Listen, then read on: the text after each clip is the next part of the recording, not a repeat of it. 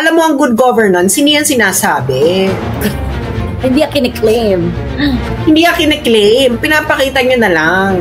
Good governance kayo. Well, the proof is in the pudding. If you can even match the poorest province in China, baka saladuhin ko kayo. At ba, parang, sa tingin nyo ba, ang mga Pilipino hindi nakaranas ng good governance sa ibang bansa? Tapos sasabihin nyo kami, well, good for good governance. Bakla pakita mo. Kailangan mo pakita. Hindi ikaw ang nagsasabi dapat na good governance ang ginagawa mo. Ang mga tao ang magsasabi niyan. I-defend kanila. Hindi ba? Halimbawa, in fairness sa Baguio, but this has always been the case in Baguio. So, Mayor Magalong cannot claim this, na matitino ang mga taxi drivers sa Baguio. Nagsukli sila. But this is not because of Mayor Magalong. It's always been the case. Baguio has been always like that because that's the Cordilleran values eh. Yeah, that's Cordilleran value. So, ako, maniniwala ako sa'yo na mag-good governance ka when you turn a shithole into actually a livable place. Kaya nga itong mga taga-Davao, makikipagtegihan talaga yan for Digong. Yeah, correct. Because Digong turned a shithole into an actually decent, livable place. And that is a fact. Ngayon, will I say it's good governance? Yeah, it's good governance because you turn a shithole into a livable place. Pero yung sasabihin mo lang good governance, ayaw ko na motherhood statement. Show me good governance. No, ako, tumira ako sa mga bansang alam ko ang itsura ng good governance. Kaya hindi nyo ako magugoyo-goyo. No, nasabi nyo, kami para sa good governance. No, darling. It's the people who live there who's going to tell you na good governance ka. Pero, ang batayan nga niyan is, dapat, you turn a shithole into a good place. Kasi yung Baguio, I'm not saying na hindi maganda magpapatakbo ni Magalong. Baguio has always been full of disciplined people. Baguio has always been peaceful.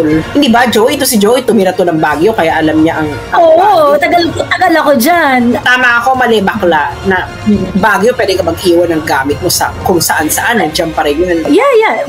Well, at least doon sa campus, no? Sa campus namin. But there were times na ganon. However, when Flower Fest became popular, actually, Baguio as it is, okay talaga siya, very peaceful talaga yan.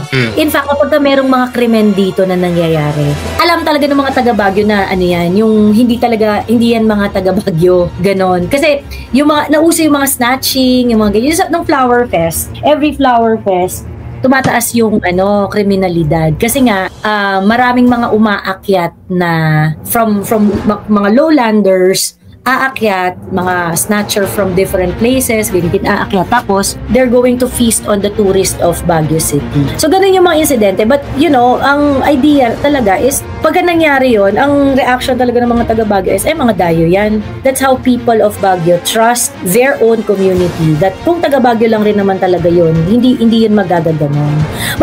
Mataas yung self-respect ng mga Cordillerans as in. It's really there. Kaya nga kahit sino maging mayor dyan, you already have a good materials to start with. So parang to work with pala. So it's not so dramatic, no? Na pinong good governance. Yeah, pero mga taga-Baguio naman talaga disiplinado naman talaga mga taga-Baguio, no? I'm not denigrating Mayor Magalong. Pero sabi nga, pag magsusulat ka, show, don't tell. Show good governance. What is it? Ano yung gusto mo mga ipahiwatig sa buhay natin? Diba? Unang-una, ano bang itsura niya? Huwag niyo kami bigyan ng imagination. Diba? Ano ba to? Like, mapupugutan ba ng ulo pag nangurakot? Yan siguro magandang good governance yan. Ayusin niyo naman. Alam mo yung mga slogan na it is so general, no one would actually be against it. Like, for example, I am for love. Mga bakla kayo ng taon. Sino ba ayaw sa love? Tapos sasabihin mo, ay kami I'm for love. Kami I'm for love. Kayo hindi kayo I'm for love. Sira ulo po. Allergic daw. True. Girl, hindi pa tayo pinapanganak. Marami na nagsasabing for good governance sila. Pinagkaiba mo doon. Kailangan, meron ditong sapak Tapos na yung mga ganyan na miscongeniality levels. World peace. Parang world peace lang yan eh. I'm for world peace. Kayo hindi kayo for world peace. I'm for world peace. But what have you done exactly to achieve world peace? Diyos ko. Doon yun. Sukatan tayo dapat talaga ng tangible, measurable, something that cannot be seen by the senses. Ganon dapat. Concrete. Ayan. Oo, concrete. Tama ng pageantry. Ayan. Ako talaga, unang-una, bakit ba si Duterte ang sinisisi niyo sa lahat ng bagay? Yun ang unang-unang tanong. Why do you really want to keep blaming Duterte for what happened? Ano ba before ang situation sa Pilipinas? Exactly. Before Duterte. Ano ba tayo? Nasa paraiso ba tayo before Duterte? Ganyan. Tapos yung dumating si Duterte, biglang nauso yung Ghost Project. Ikalawa, yung sinasabi nyo, hindi kasi niya sunod yung Ghost Project. Actually, may gusto siyang gawin. Gusto niyang tigihin ang mga korap. Sino bang ayaw ng mga tigihan? Hindi ba kayo? Ngayon, pinupuri nyo ngayon yung Nepal. Bakla patayan dun eh. Kung pumayag kay PRRD, di dapat, di ba? Di tapos ang usapan. Ayaw. Ganun talaga. Ngayon, ang sunod ko na chika, bakit hindi nyo muna tingnan yung lugar ninyo? Tingnan nyo yung lugar ninyo. Sino dyan yung mga officials? Napakadali kasi. Ako for me gawain kasing duwag yun eh. Alam mo, na pagsisisihin mo si Digong, wala namang mangyayari sa'yo nakakulong eh. Pero, pag yung mayor mo mismo, yung congressman mo mismo dyan, alam mong makakachung ka. Kaya, makibanwagan ka na lang. Pero, alam mo, yung mga taga Manila, pero hindi mo masisi yung mayor mo dyan. Hindi mo masisi. Sa lahat ng disaster at pagdating din sa mga project, ang talagang responsible dyan, LGU. Hindi mo masisi. The first responder.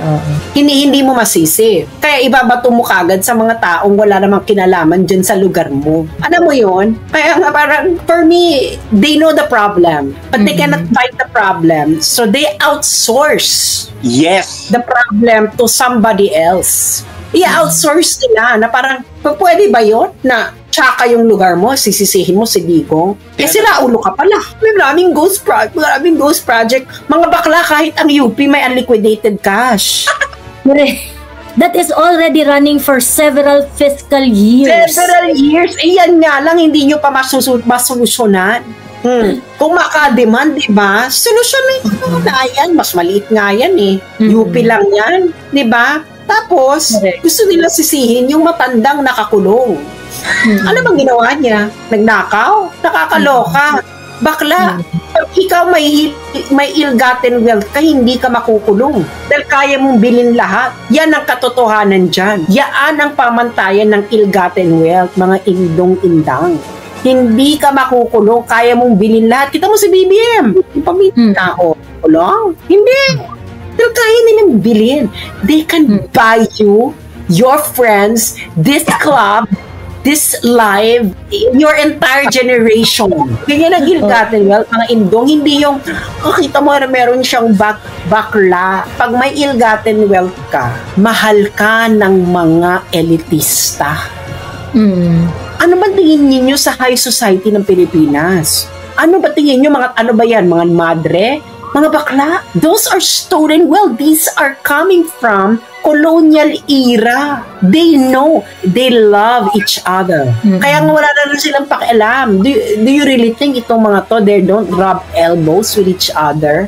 Chika-chika lang yan. Diba? Ayaw nila yung mga outsider. Kasi alam nila, pag yung mga outsider, ay hindi natin alam to kung katulad din natin ito na mga halangang kaluluwa. Pag na-feature ka na sa Tatler, you're in. Oo, correct. Sandali lang gusto ko lang sabihin, ang pagiging fanatic din po, hindi lang po ito, yung dahil gusto mo yung tao, pati yung dahil sa ayaw mo yung tao. It swings both ways. So you are also fanatic of your hatred. True. So kaya nga you are the symmetric, you are the mirror image of the people you're calling fanatic. So ganoon lang yon. Kaya nga kayo nga wala nga kayo makitang mali kay Lenny. True. Hanggang ngayon. As in talaga, Virgin Mary? Simple lang yan kasi how they're going to look at the COA report of Leni Robredo and the COA report of VP Inday Sara. Are they taking it the same? No. At the time nung kay Leni, they are celebrating it. Wow, grabe, achievement, galing, the best, walang dungis, talagang malinis, kasi COA report, laging unmodified opinion, ganyan. In which Inday Sara is also, achieving the same, is also getting the same, di ba? Taon-taon, 3 years na, for 3 years, di ba? Lagi namang unmodified opinion si Inday Sara. Do they consume the same information with the same gusto? No. Definitely diba? not. Definitely not. So, May nakadebate nga ako, Miss Joey. Pinakita ko yung co-report. Tapos, he was running this Facebook page nung election for Leni.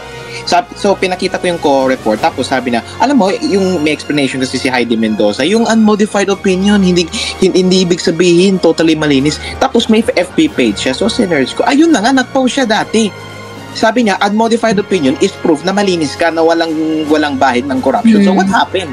Tsaka, pagdating kay VP Sara, yung mga lines niya is, convict Sara now. Pero pag nakita ko rin recently, she was defending itong si Maine Mendoza at si Ario Ataide. Sabi niya, ay dapat due process kasi mere accusation na niyo. Pero pag when it comes to Duterte, when we defend, fanatic tayo. Pero siya, dapat may due process para sa mga para kay Maine at kay Ataide. Bias Kaya talaga. And kaya hindi ko maintindihan kung saan nila where do they get yung pagiging self-righteous nila? Hindi ko maintindihan. Tsaka Miss Jo, I sent you something. I'd like to flash this for Miss Sass. I sent you yung sinasabi ni Miss Sass kanina about yung Nategi. So, siyempre galit-galitan sila sa corruption, itong mga good governance.